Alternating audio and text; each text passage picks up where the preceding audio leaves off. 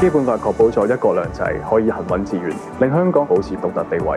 低稅率以及健全嘅基礎建設，亦都令到香港有非常之好嘅營商環境。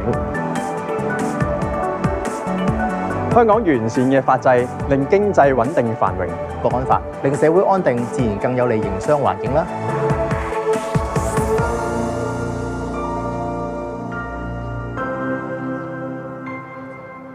香港同祖國緊密聯繫，亦都係中國一個面向國際嘅窗口。呢個地位可以話係世界上獨一無二。基本法第115條保障咗我哋嘅貨物、無形財產，甚至係資本嘅流動自由。無論係內地或外地企業同香港公司合作，就係雙贏。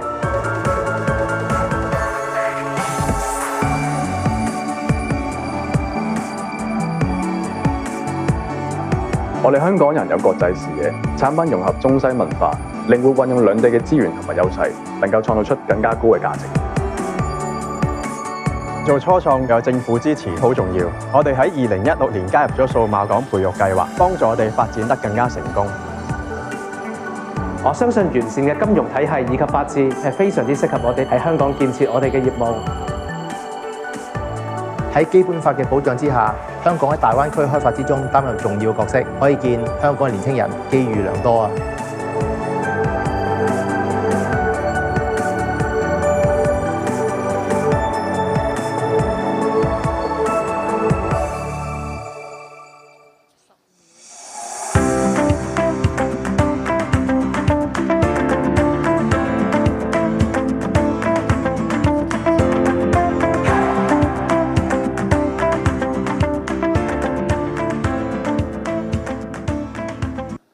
！Ladies and gentlemen, welcome to the HKTDC Entrepreneur Day 2022.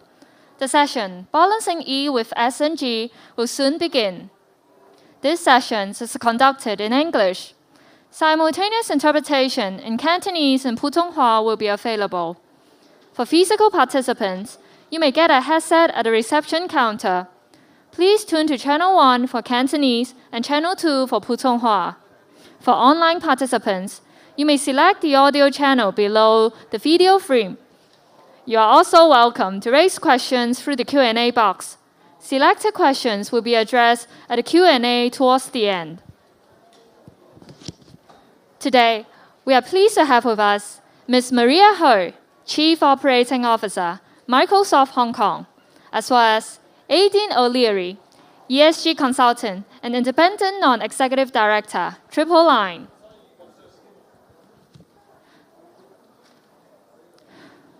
Without further ado, the session will now begin. May I now pass the time to our first speaker, Ms. Aedín O'Leary. Hi Aedín, can you hear us? I can hear you. Greetings from Dublin, Ireland. So good morning or good afternoon, depending on where you are. Thank you very much for having me. Do you have my slide deck to hand, or do I share it myself? Yes, we'll share it for you. Can you see it now? Okay, perfect.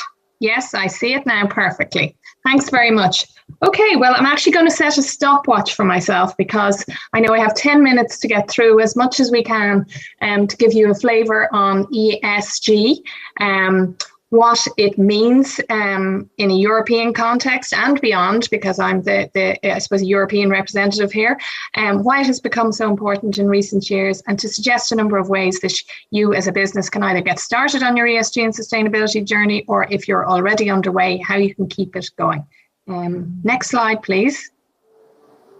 So just a quick, there's so much terminology around ESG and that's the right one, sustainability. So what even is ESG? Well, I think it's important to remind ourselves that ESG is actually, rather than an end in itself, it's a framework, a methodology for an organization can use to assess and manage the risks and opportunities in its business in relation to environmental, social and governance factors. So beyond just the traditional financial factors, these extra layers of analysis. And environmental, quite simply, is looking at factors about how an organisation regards and treats the planet. Social, how an organisation regards and treats people, so it's stakeholders, that's everything from your customer to your employees to your suppliers, and society, of course. in general. And then governance is how your organization behaves and conducts its business. And while we might look at these on an outward basis, there's also looking at these factors and how they in turn look internally and affect your business. So next slide, please. Yeah, so again, so if ESG is a framework, then what is sustainability? Well, ES and G feed into sustainability, and sustainability is what you want to achieve as a business. But it's effectively adding the traditional financial factors that you would have always looked to establish the likely success of a business, but accepting that these other factors now matter also. So environmental will include looking at, risks around climate change, biodiversity, or waste management, energy efficiency. Social, as I mentioned, is looking at dealings with people, really, be it internally. So making sure you have good employment policies, health and safety, conditions like that, fair pay. Looking outwards at who you're doing business with, other factors such as modern slavery and so on. And then governance, as I said, is all about doing business right and doing it well and clearly and transparently and having good reporting, good board structures, etc. So if you add ES and G together with the traditional financial factors, you have the full formula, if you like, for a sustainable business. Could I go to the next slide, please? And then just another way of looking at sustainability, and choose whatever definition works for you. But a sustainable business these days is one, nowadays you're looking for bottom line results along three key areas, 3 Ps as we call them. So that's people, planet and profit.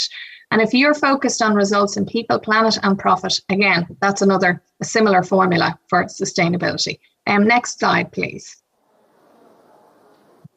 Yeah, and if so that's just a bit of the definitions piece. But then beyond that, like why would I take time with my business to incorporate ESG and drive towards a sustainability future? Well, there's a number of motivators, and in an ideal world, you're motivated by all 3. But if you're not, you're bound to find one of them at least. So one is your business, you have to. You're compelled to by local regulation, international regulation, some kind of compliance, code of conduct in your sector, reporting requirements, etc. So it's the imperative, you must do it whether you like it or not.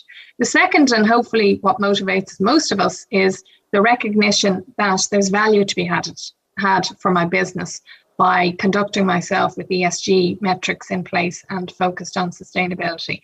It should ultimately add to my profit possibilities, reduce costs, differentiate me among my competitors, and very importantly, when it comes to raising finance from lenders, certainly in a European context, it's difficult to get in front of the financiers without some compelling ESG story about what you're doing, and equally to attract the right kind of people to your organization to work. And it's the right thing to do.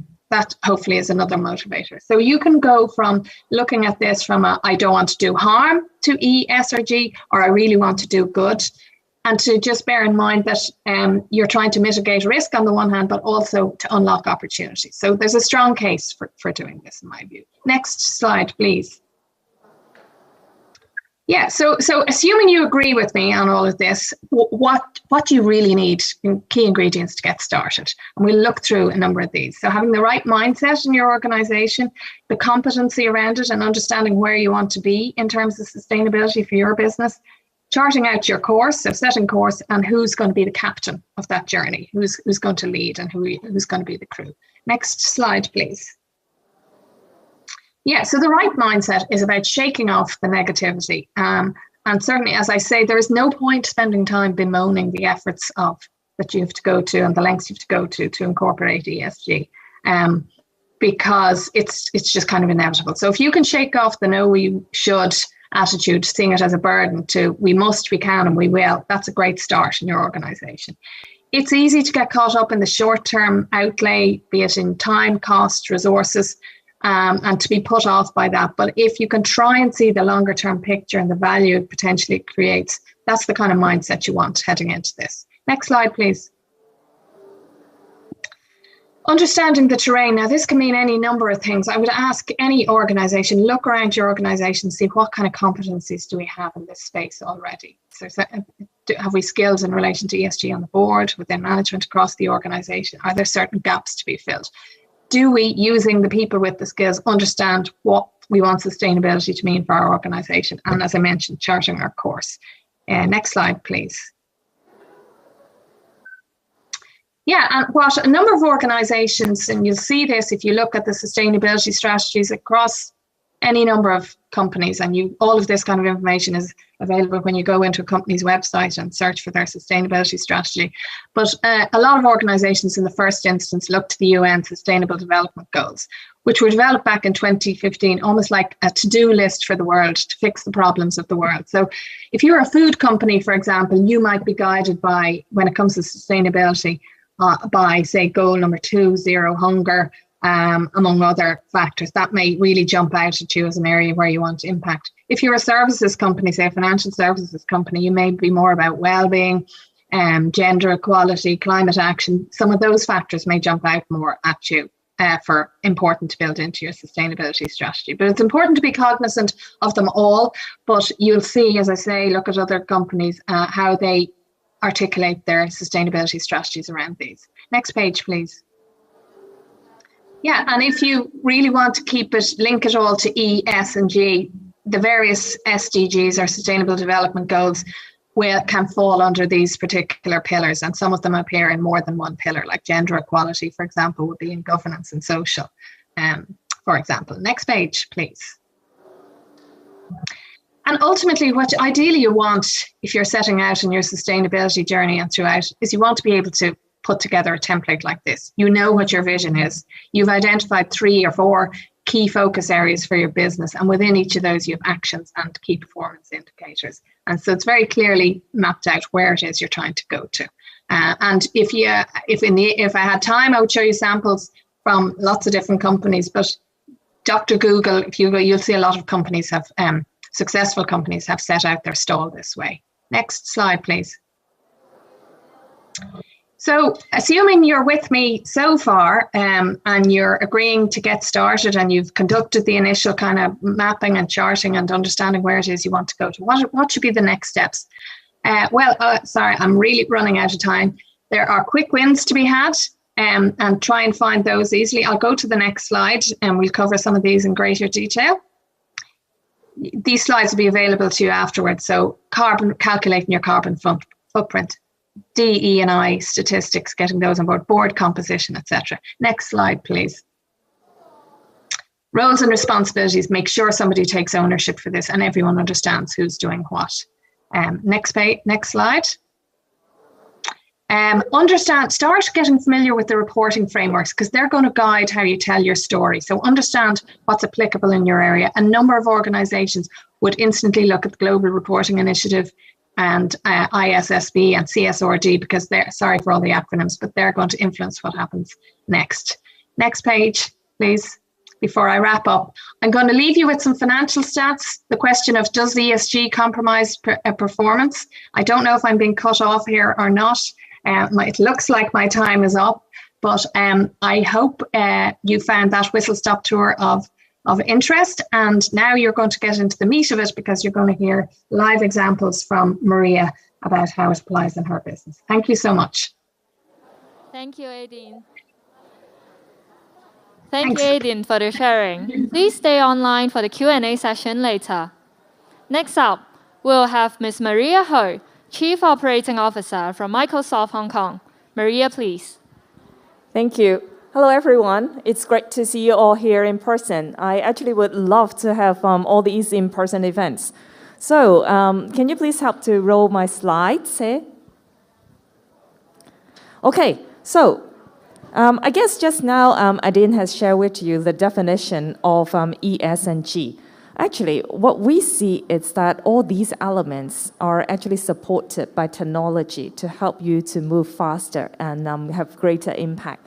First of all, on E, on environmental, I guess a lot of us have a strong focus on environmental. We want to make sure that our world is sustainable so that our future generations, they can still enjoy all the things that we are enjoying right now. On social, it's not the social platform we talked about. It's actually about the internal and external stakeholders to help you to run a sustainable and successful business. And then on governance, just now Aedín has also shared, governance is from a company perspective, how you actually manage your business, how you actually govern all the internal processes, and also how that it's actually integrated with the external piece. So as our CEO Satya, he actually mentioned that in every organization and every industry, it's literally every process as well, we need to infuse technology to help us to do more with less.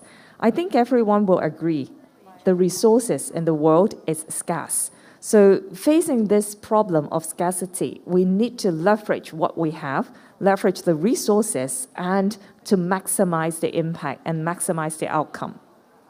So when we actually switch gear to look into the Work Trend Index of 2022, when we talked about internal stakeholders, we have employees, we have companies, managers, we have leaders, we have different generation of employees. So we see that 73% of the employees, they have actually changed their request. They are actually requesting and thinking that they need a reason for them to actually go to the office. And if we're zooming back to Hong Kong employees are actually, they would like to prioritize their health and well-being over going to work. They don't really like to get stuck in the public transport at 8 o'clock in the morning. But then when we ask the leaders, actually 85% they are having doubt on whether their employees are being productive if they cannot see them working in the office. So you can see that there's a contrast, right? And what we want to bring up here is that the expectation from employees are different. But actually, from managers, from leaders, they would actually expect the same level of productivity is actually from employees. So then, what can we do? As I talked at the very beginning, it's really about how technology can actually help. So to empower both the internal and external stakeholders is definitely a goal. It's something we want to do. We want to empower our internal employees, give them the tools, give them the technology that can help them to work anytime, anywhere. They can be flexible. Every one of your employees will have a different choice or different preference on where and when to work. As long as you have the platform, you have, for example, leveraging Microsoft Teams, they can have the channel, they can get connected, they can get all the things they need at their fingertips. This can help them to remain productive. And then for customer-facing employees, they need to be clear of what type of marketing signals has been sent to them regarding the customer A, regarding customer B. They should have a holistic view, so they should manage their CRM solution, everything. They can do it at home, they can do it at the cafe, they can do it in the office. And then for management, we need to empower them to be able to get hold of everything happening in the company.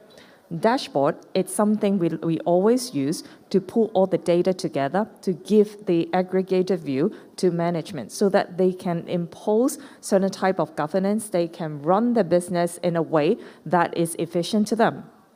And then last but not least, internal, external stakeholders.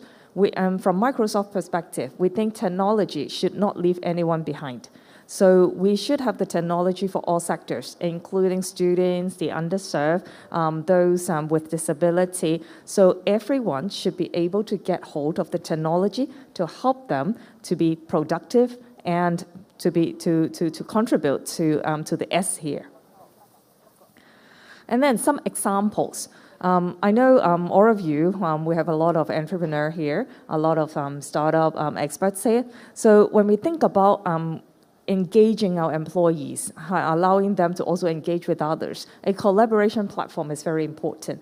It's not just a video conferencing tool.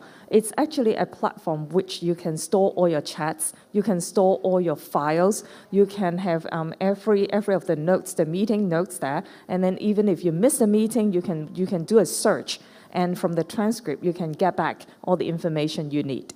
So this is what we call the collaboration platform. And also, you need to digitize your applications, because if you allow people to work away from office, but they need to go back to office from time to time because your applications are all on premises. They need to go back to the office to assess that. So this is not the true digitalization.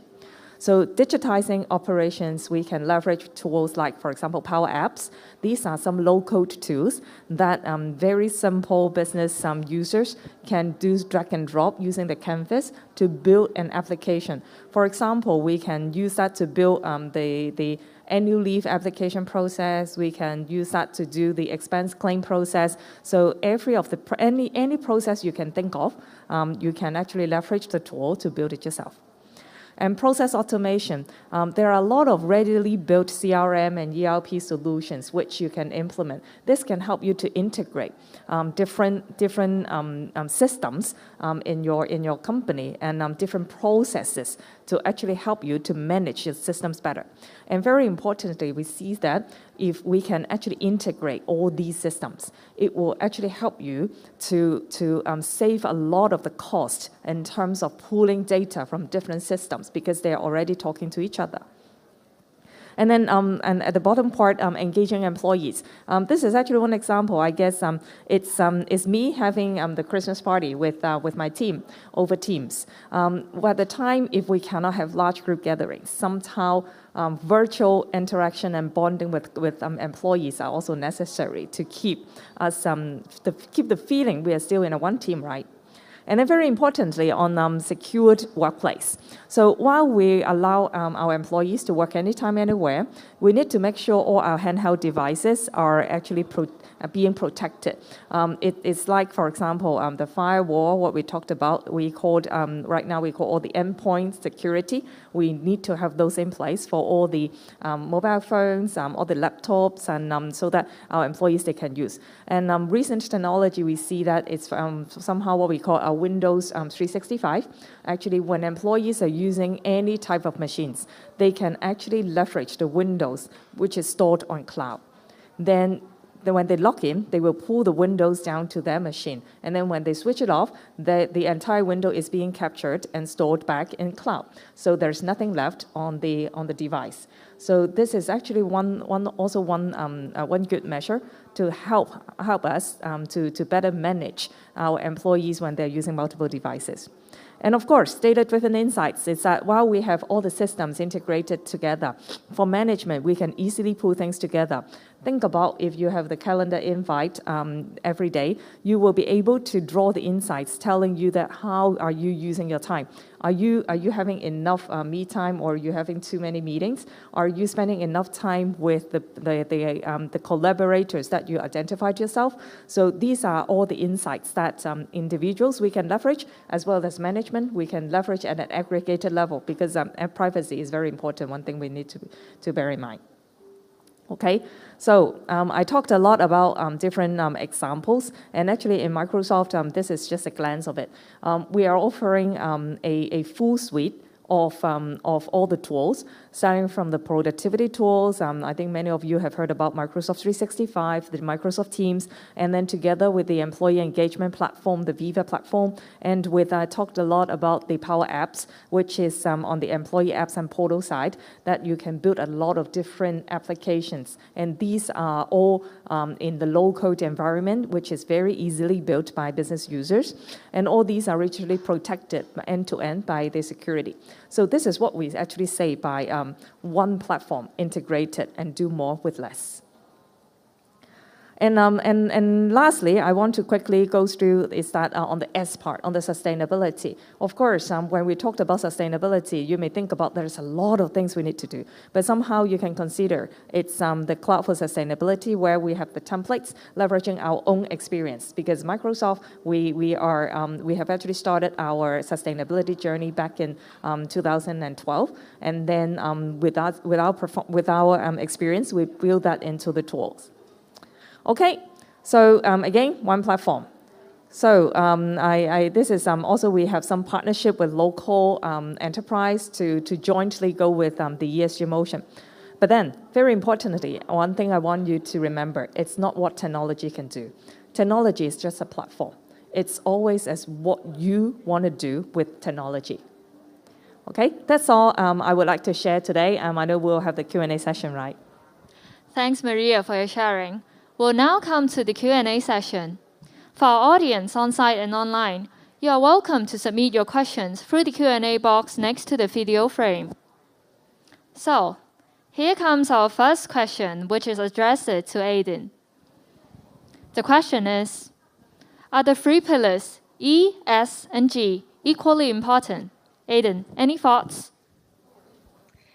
My initial answer is absolutely yes, but I'm going to say that in some ways the most important one is G, because you can be doing initiatives related to E and S, but if you don't have good governance, they're somewhat meaningless. So I would say, having the processes, all the good initiatives in the world on E and S are no good without the processes, the mindset, the culture, etc., and conducting your business that way. And then I would say at the moment, I suppose E is of most prominence because of all the focus on climate change, and that's understandable. But I thought it was really interesting, the slides Maria showed with the statistics around employee engagement and employer engagement and attitudes, it's there. So S is quickly becoming very, very important as well. So I hope that gives some viewpoints. Thanks, Aedín. So for our second question, it is addressed to Maria. What are your suggestions for startups and new business owners for kickstarting their journey of ESG implementation? Thanks for the question. I guess this it's on top of mind for a lot of the startups. So I think by the time you have the idea, you would think about how to get them implemented. And then with a company, if you need to run, as I said, it's technology. It's the thing to glue everything together and help you to do more with less.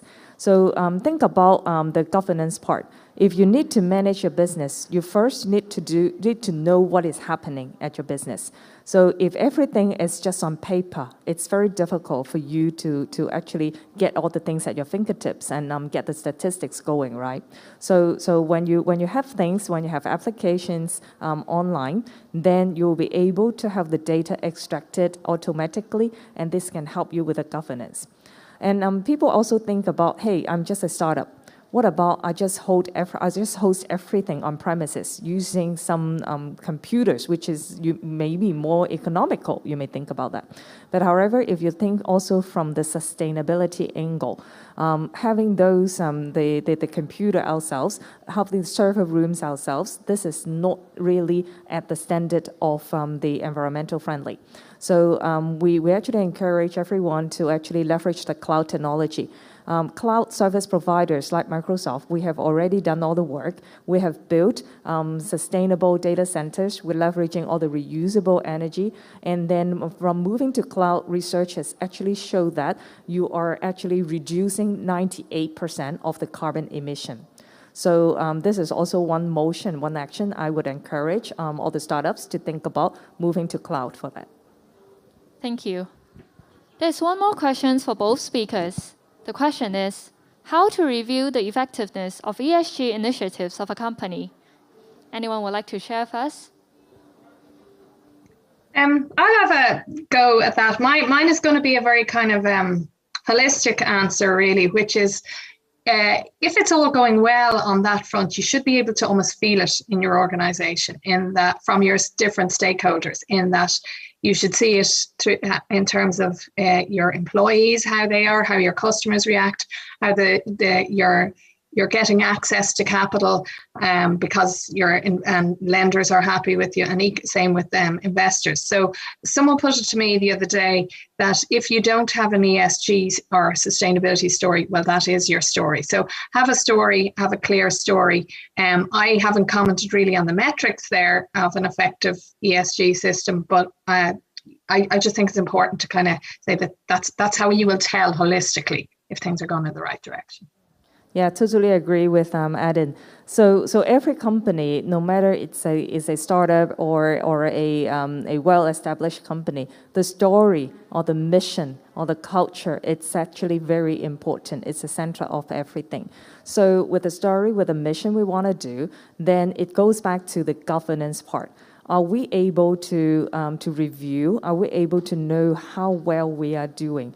So we look at all the parts. We look at environmental part. We can look into the number, the data of carbon emission, which is the carbon, water, and also the waste. I think the carbon part is somehow having more focus from the community. And then we also look into whether we are helping the both internal and external stakeholders to manage in a sustainable way. Take, for example, your business. How are you contributing to the external community? Are you helping Hong Kong citizens, for example? Are you helping them to make a step forward? For example, when we think about one of the startup we come across called Clearbot, they actually create, they have a ship in the Hong Kong water and help to collect those waste. And they actually leverage machine learning and AI technology to help them to recognize what type of waste they are collecting from the Hong Kong waters. So this is one example that they actually put a strong focus on the stakeholders in Hong Kong, how they actually can contribute and help this community. And that on governance part, they will also try to measure the type of waste that they have collected from the water. And then these type of statistics, this type of data can then be feedback to either the government or the different organizations so that they know the waste pollution, the water pollution piece, statistics in Hong Kong is how it's doing. So again, when we think about the ESG, it's good that we can have data to help us to really govern and see how well we are doing, and to get everything digitalized, then we can pull things together, which saves a lot of the effort. Thank you. I was just going to add to that, and it's about the data and the importance of data. But what prevents some organisations, some businesses getting started is not being able to get that data together in the first instance. But my message would be just not get your framework, get your story in order. The data will come. It's better to have an imperfect story and get started, and have not to put it off, awaiting perfect data. That will come. Thank you. Thank you both for the answers. Given the limited time today, the Q&A session would end here. Once again, thank you both for your insights, and I'm sure our audience has learned a lot from it. May I now invite Maria to come to the stage front for a group photo with Aedín online.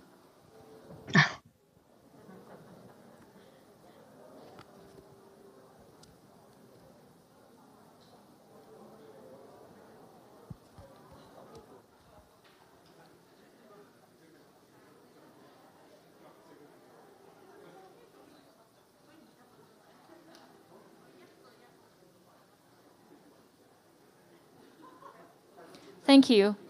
This marks the end of this session. I hope you find the discussion fruitful. If you have any comments or suggestions, please fill in the questionnaire by scanning the QR code on the screen. Don't forget to also visit our exhibitors booth on site and online for collaboration opportunities with participants from all over the world. The next session, Enterprise Connect, Sino Group and Sustainability, will start at 5:30. Please stay tuned. Thank you once again for your participation.